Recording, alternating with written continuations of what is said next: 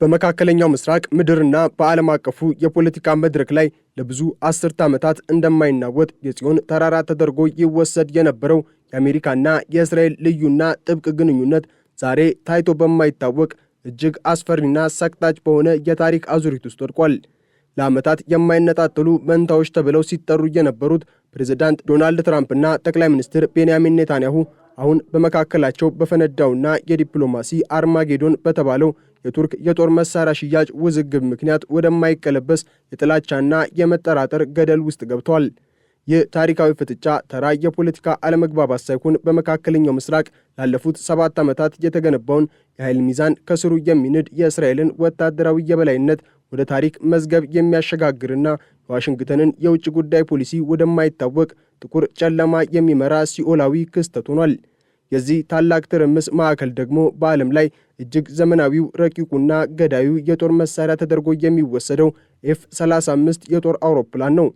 ፕሬዝዳንት ዶናልድ ትራምፕ ባለፈው ሰኞ ዕለት በኤርፎርስ ዋን ግዙፍ አውሮፕላን ላይ ሆነው ለጋዜጠኞች በሰጡት ምላሽ መላውን የእስራኤልን የደህንነት ተቋማትና የኔታንያሁ መንግስትን ክው ያደረገ አጥንት ሰባሪ የዲፕሎማሲ ጥፊ ነበር።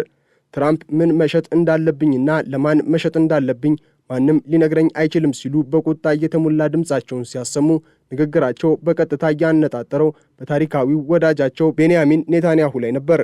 እስራኤል ለዓመታት አሜሪካ ለቱርክ የምታደርገውን ማንኛውንም አይነት ዘመናዊ የጦር መሳሪያ ሽያጭ በቬቶ ስልጣኗ ስትከለክልና ዋሽንግተንን ስታዝ የቆየች ቢሆንም አሁን ግን ትራምፕ ይህንን የቆየና የተቀደሰ የሚመስለውን ልማድ በአንድ ጀንበር ሰባብረውታል። ትራምፕ ቱርክንና መሪዋን ረሲፕ ጣይብ ኤርዶጋንን ያሞገሱበት ቋንቋም በቴልአቪቭ ባለሥልጣናት ልብ ውስጥ የሚነደውን የእሳት ፍም ይበልጥ እንዲቀጣጠል አድርጎታል። ቱርክን ለእኔ እጅግ ታላቅና ታማኝ አጋሪ ናት ሲሉ መጥራታቸው ብቻ ሳይሆን ወታደራዊ አቅሟንም በማጋነን እጅግ ኃያል አገር፣ ግዙፍና ኃይለኛ ጦር ያላት፣ እጅግ ዘመናዊ መሳሪያ የታጠቀች ሲሉ የገለጹበት ሁኔታ እስራኤል በቀጠናው ያላትን ብቸኛ ኃያል የመሆን ክብር የሚገፍ ነው። ጠቅላይ ሚኒስትር ቤንያሚን ኔታንያሁ ወደ ዋሽንግተን ያቀኑት ለ7ኛ ጊዜ ቢሆንም የዘንድሮ ጉዟቸው ግን እንደ ቀድሞ በቀይ ምንጣፍና በፈገግታ እንዲሁም በሞቀ የእጅ መጨባበጥ የታጀበ አይደለም። ይልቁንም ኔታንያሁ አሁን ዋሽንግተን የገቡት የራሳቸውን የሚንገዳገድ የፖለቲካ ህልውና ለመታደግና በእርሳቸውና በትራምፕ መካከል የተፈጠረውን እንደ ግዙፍ ገደል የሚታየውን ስንጥቅ ለመጠገን በሚል ተስፋ የቆረጠ ሙከራ ነው። ይሁን እንጂ ትራምፕ ለቱርክ ያላቸው አቋም እጅግ የጸና መሆኑና ኔታንያሁን እብድ፣ አስቸጋሪ እንዲሁም የማይሰማ ሰው ሲሉ በምስጢራዊ ስብሰባዎች ላይ መሳደባቸው በሁለቱ መሪዎች መካከል ያለው ግንኙነት ወደማይመለስበት የሞት ሸለቆ መውረዱን ያረጋግጣል። ኔታንያሁ ቱርክ F-35 አውሮፕላኖችን እንድታገኝ መፈቀዱ በቀጠናው ላይ መጠነ ሰፊ ጥቃትና ግጭት ይጋብዛል፣ የእስራኤልን ህልውና አደጋ ላይ ይጥላል ሲሉም በሲኤንኤን በኩል ታላቅ ማስጠንቀቂያ ቢሰነዝሩም ትራምፕ ግን ይህንን የእስራኤልን ስጋት እንደ ተራ የመንገድ ዳር ወሬ ቁራጭ በመቁጠር ውድቅ አድርገውታል። የቱርክና የአሜሪካ ግንኙነት በትራምፕ ዳግም ወደ ስልጣን መምጣት ማግስት እንዲህ ማርና ወተት መሆኑ እስራኤልና የአይሁድ ሎቢ ቡድኖችን በከፍተኛ ድንጋጤ ውስጥ ጥሏቸዋል። ከሩሲያ S-400 የተባለውን እጅግ ዘመናዊ የሚሳኤል መከላከያ በመግዛቷ ምክንያት ከF-35 ዓለም አቀፍ ፕሮግራም ተባራና ታግዳ የነበረ ቢሆንም ትራምፕ አሁን ይህንን እገዳ ለማንሳትና ቱርክን ወደ ፕሮግራሙ ለመመለስ መወሰናቸው አሜሪካ ከእስራኤል ይልቅ ቱርክን እንደ ዋነኛ ስትራቴጂካዊ አጋር እየመረጡ መሆኑን ያሳያል። ኔታንያሁ በሰጡት ቃለ መጠይቅ ለቱርክ እንዲህ ያለውን እጅግ የረቀቀ የቴክኖሎጂ ኃይል መስጠት በመካከለኛው ምስራቅ አዲስ አውሬ መፍጠር ነው ሲሉ ቢገልጹትም ትራምፕ ግን ቱርክ ለእኔ እጅግ ታማኝ ናት፣ ከሌሎች ሀገራትም ይልቅ ለእኔ ያላቸው ታማኝነት ይበልጣል በማለት እስራኤልን ከታማኝነት ዝርዝር ውስጥ ሙሉ በሙሉ ያወጧት ይመስላል። ይህ ድርጊት በእስራኤል ፖለቲካ ውስጥ እንደ ታሪካዊ ክህደት ተቆጥሯል። ይህ በቱርክ ምክንያት የተቀሰቀሰውና ዓለምን እያነጋገረ ያለው ግጭት በትራምፕና በኔታንያሁ መካከል ለዓመታት ተደብቆ የቆየውን ቂም በቀልና ጥላቻ ወደ አደባባይ አውጥቶታል። ትራምፕ በኢራን ጦርነትና በቀጠናው አለመረጋጋት ምክንያት ኔታንያሁ ላይ ያላቸው ቁጣ ከፍታው ከሰማይ ጥግ ደርሷል። ጦርነቱ በጥቂት ሳምንታት ውስጥ በድል ያበቃል ተብሎ በትራምፕ ቢታመንም አሁን ግን ወደማይገባ ማለቂያ ወደሌለው የደም መፋሰስና የሀብት ውድመት በመቀየሩ ትራምፕ ኔታንያሁን እንደ ዋነኛ የውድቀት ምንጭ ነው የሚመለከቱት። ሁሉም ሰው ይጠላሃል፣ በአንተ እብሪት ምክንያት መላው ዓለም እስራኤልን እየጠላ ነው ሲሉም ትራምፕ ለኔታንያሁ በስልክ የነገሯቸው ዘግናኝ ንግግር የአሜሪካና የእስራኤል ግንኙነት ምን ያህል ወደ ቀውስ ማዕበል እንደወረደ የሚያሳይ ታሪካዊ ማስረጃ ነው። ትራምፕ ኔታንያሁን የሰላም እንቅፋት አድርገው መፈረጃቸው ለኔታንያሁ የፖለቲካ ሕይወት የመጨረሻ የመቃብር ቆፋሪ ሊሆን ይችላል። የኤፍ-35 አውሮፕላን ጉዳይ ለእስራኤል የመኖርና ያለመኖር የህልውናና የጥፋት ጉዳይ ነው። እስራኤል በመካከለኛው ምስራቅ ብቸኛዋ የኤፍ-35 ገዳይ አውሮፕላን ባለቤት ሆና ለመቀጠል ያላትን ስልታዊ ህልም ትራምፕ ለቱርክ በር በመክፈት አክስመውታል።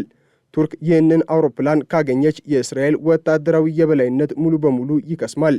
ይህም ማለት እስራኤል ወደፊት በሊባኖስ፣ በሶሪያ ወይንም በጋዛ ለምታካሄደው ወታደራዊ ዘመቻ የቱርክ አየር ኃይል እኩል ተወዳዳሪ፣ አደገኛና ምናልባትም የማይበገር ተቃዋሚ ይሆንባታል። ኔታንያሁ ይህንን ታሪካዊ ስጋት በትራምፕ ፊት ለማቅረብና ለማለቃቀስ ቢሞክሩም ትራምፕ ግን እኔ የራሴን ውሳኔ የምወስን ኃያል መሪ ነኝ፣ ማንም የውጭ ሀገር መሪ ሊያዘኝ አይችልም በሚል ግትርና ኩሩ አቋማቸው የእስራኤልን ዲፕሎማሲያዊ ክብርና ዝና በዓለም ፊት አዋርደውታል። በተጨማሪም የትራምፕ አስተዳደር ከሳውዲ አረቢያ ጋር የጀመረው እጅግ ግዙፍ የኒውክሌር ስምምነት በሁለቱ መሪዎች መካከል ያለውን ልዩነት ይበልጥ ወደማይመለስበት ጦርነት አሸጋግሮታል።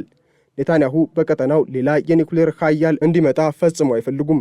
ትራምፕ ግን ይህንን ስምምነት ከእስራኤል ጋር ከሚደረግ የዲፕሎማሲ ግንኙነት ጋር በማያያዝ ኔታንያሁን ለከፍተኛ ፖለቲካዊ ጫናና ውጥረት ዳርገዋቸዋል። ኔታንያሁ አሁን ባለው ሁኔታ ውስጥ በትራምፕና በቱርክ መካከል ተይዘው የሚጨብጡትን አጥተዋል።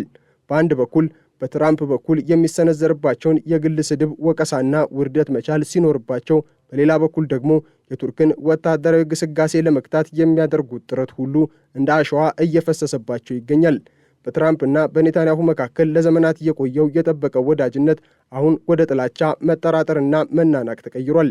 ኔታንያሁ በጥቅምት ወር በሚደረገው የእስራኤል አገራዊ ምርጫ ትራምፕን እንደ ትልቅ የድጋፍ ምሰሶና የድል አርማ ቢመለከቱም ትራምፕ ግን አሁን ኔታንያሁን እንደ ሸክም፣ እንደ አሮጌ ልብስና እንደ ውድቀት ተምሳሌት ነው የሚቆጥሯቸው።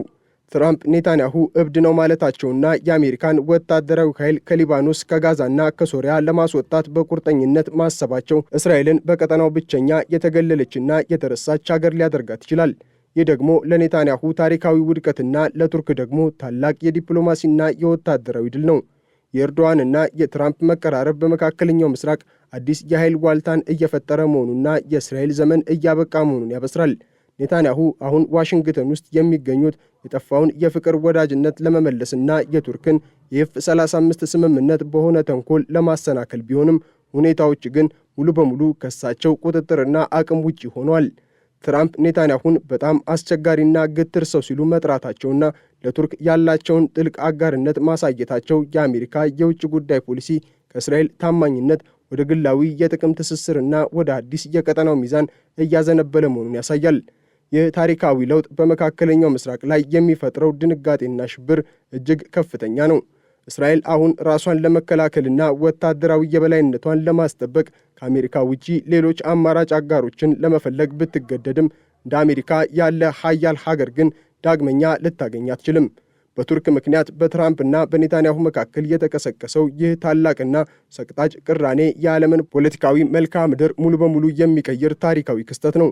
ትራምፕ ማንም አይነግረኝም ማለታቸው ለብዙ ዓመታት የቆየውን የአሜሪካና የእስራኤል ልዩ ግንኙነት የቀበረና የመጨረሻውን የሞት ዜማ ያሰማ ክስተት ተደርጎም ሊወሰድ ይችላል። ኔታንያሁ የቱርክን ግስጋሴ ለመግታትና የኤፍ-35 ሽያጩን ለማስቆም የሚያደርጉት ደካማ ትግል ምናልባትም የፖለቲካ ሕይወታቸው የመጨረሻውና እጅግ አሳዛኙ ምዕራፍ ሊሆን ይችላል። በመካከለኛው ምስራቅ ሰማይ ላይ አሁን የሚታየው የኤፍ-35 አውሮፕላን ጥላ ሳይሆን የአንድ ታላቅ ወዳጅነት መፈራረስና የአዲሱ የቱርክ አሜሪካ ጥምረት ልደት ነው። ይህ ታሪካዊ እሳተ ገሞራ መቼና የት ላይ እንደሚቆም ባይታወቅም እስራኤል ግን ከዚህ በኋላ እንደ ቀድሞዋ በትራምፕ ላይ ሙሉ በሙሉ መተማመን እንደማትችል በግልጽ የታየበት የታሪክ ምዕራፍ ተከፍቷል። የትራምፕ ድንገተኛ የአቋም ለውጥና ለቱርክ የሰጡት ከፍተኛ ክብር ኔታንያሁን በገዛ ደጋፊዎቻቸውና በእስራኤል ሕዝብ ፊት ሳይቀር እንዲዋረዱና እንዲጠሉ አድርጓቸዋል። የእስራኤል ሚዲያዎች ይህንን ክስተት የትራምፕ ጀርባ መውጋትና ታሪካዊ ክህደት ሲሉ ቢገልጹትም ትራምፕ ግን ለእነሱ ስሜትና ለቅሶ ምላሽ የሚሰጡበት ጊዜ የላቸውም። ፕሬዝዳንቱ አሁን ትኩረት ያደረጉት ቱርክን በመጠቀም በቀጠናው ያለውን ማለቂያ የሌለው ጦርነት ለመጨረስና የአሜሪካን ኢኮኖሚያዊ ጥቅም ለማስከበር ነው። በዚህ ሂደት ውስጥ እስራኤል ብትጎዳም ሆነ የኤፍ-35 የበላይነቷ ቢጠፋ ለትራምፕ ግድ የሚሰጣቸው ጉዳይ አይደለም። ይህ አደገኛ፣ ጨካኝና የማይገመት የትራምፕ ባህሪ ኔታንያሁንና የእስራኤልን የደህንነት ተቋማት በከፍተኛ ጭንቀት፣ ሽብርና ስጋት ውስጥ ከቷቸዋል። የቱርክ ኤፍ-35 ጉዳይ የትራምፕና የኔታንያሁ ግንኙነት ላይ የታተመ የመጨረሻው የፍቺ ደብዳቤም ይመስላል። ኔታንያሁ ዋሽንግተን ቢገኙም ልባቸው ግን በጭንቀት በቁጭትና በሐዘን ተሞልቷል። ትራምፕ በቱርክ ላይ ያሳዩት አቋም አሜሪካ ከእንግዲህ ለእስራኤል ብቻ የምትቆም አጋር ሀገር አለመሆኗንና የራሷን ጥቅም ለማስከበር ማንኛውንም ታማኝ ወዳጇን ለመሰዋት ዝግጁ መሆኗን በይፋ አረጋግጧል። ይህ የታሪክ ጥቁር ጠባሳ በመጪው ዘመን ለሚፈጠሩ ግዙፍ ፖለቲካዊ፣ ወታደራዊ ግጭቶች ዋነኛ መንስኤ መሆኑም አይቀርም። ቱርክ ወደ ኤፍ-35 ፕሮግራም በድል ስትመለስ፣ እስራኤል ግን በታሪክ ታይቶ የማይታወቅ ዲፕሎማሲያዊና ወታደራዊ ውርደት ውስጥ ወድቃ ትቀራለች። የትራምፕና የኔታንያሁ የጋራ ጉዞ እዚህ ላይ በይፋ አብቅቶለታል። ዓለምም ይህንን ታሪካዊ ፍቺ በድንጋጤና በመገረም እየተመለከተች ትገኛለች። የቱርክ ጥላ በመካከለኛው ምስራቅ ላይ እንደ ግዙፍ ደመና ገዝፎም ይታያል። የእስራኤል የበላይነት ግን እንደ ጠዋት ጤዛ በፀሐይ ሙቀት እየረገፈ ይገኛል። ኔታንያሁ አሁን የሚኖራቸው ብቸኛ ተስፋ ትራምፕንም በሆነ ተአምር ማሳመን ብቻ ነው። ነገር ግን ትራምፕ ከእንግዲህ ለኔታንያሁ ጆሮም ሆነ ልብ ያላቸው አይመስልም። ታሪካዊ ግንኙነት ወደ ታሪካዊ ጥላቻና መጠፋፋት ተቀይሯል። የኤፍ-35 አውሮፕላን የሞተር ድምፅ የአንድ ታላቅ ጥምረት መፈራረስን የሚያበስር የጥፋት መለከት ሆኖ በዋሽንግተን ሰማይ ላይ እየተስተጋባ ይገኛል። በኔታንያሁ 7ኛው የአሜሪካ ጉብኝት በታሪክ ውስጥ እንደ የውርደት ጉዞ ሊመዘገብ ይችላል። ትራምፕ የቱርክን የጦር አውሮፕላን ሽያጭ እንደ ግል ውሳኔያቸው መቁጠራቸው እስራኤል በአሜሪካ ኮንግረስና በዋይት ሃውስ ላይ የነበራትን ተጽዕኖ ሙሉ በሙሉ የሰበረ ነው። ማንም አይነግረኝም የሚለው የትራምፕ ንግግር የአይሁድ ሎቢ ቡድኖችን ክንድ የሰበረ የዲፕሎማሲ መዶሻ ነው። ይህ ክስተት በመጪው የእስራኤል ምርጫ ላይ ኔታንያሁን ለከፋ ሽንፈት ሊዳርጋቸው እንደሚችልም ይገመታል። የቱርክ መሪ ኤርዶጋን ደግሞ በዚህ ታላቅ ድል በመኩራራት በመካከለኛው ምስራቅ አዲሱ ንጉሥ ሆነው ለመውጣት እየተዘጋጁ ነው። ዓለም አሁን የምትጠብቀው ይህ የኤፍ-35 ሽያጭ በይፋ ተጠናቆ ቱርክ ሰማዩን ስትቆጣጠር የሚፈጠረውን አዲስ ወታደራዊ ክስተት ነው። እስራኤል ግን በታሪኳ አይታው የማታውቀውን የብቸኝነትና የውርደት ጽዋ ለመጠጣት ተገዳለች። የትራምፕና የኔታንያሁ ዘመን አክትሞለታል። የቱርክና የአሜሪካ አዲስ የፍቅር ታሪክ ደግሞ በኤፍ-35 ክንፎች ላይ ተጽፎ ተጀምሯል። በመካከለኛው ምስራቅ ሰማይ ላይ የታወጀው የደም ዝናብና የጥፋት ጥላ የዚህ ታሪክ ለውጥ የመጀመሪያው ውጤት እንደሚሆን ታዛቢዎች በከፍተኛ ስጋት እየገለጹ ይገኛሉ። የዲፕሎማሲው እሳተ ገሞራ ፈንድቷል። አመዱም መላውን ዓለም እየሸፈነ ነው።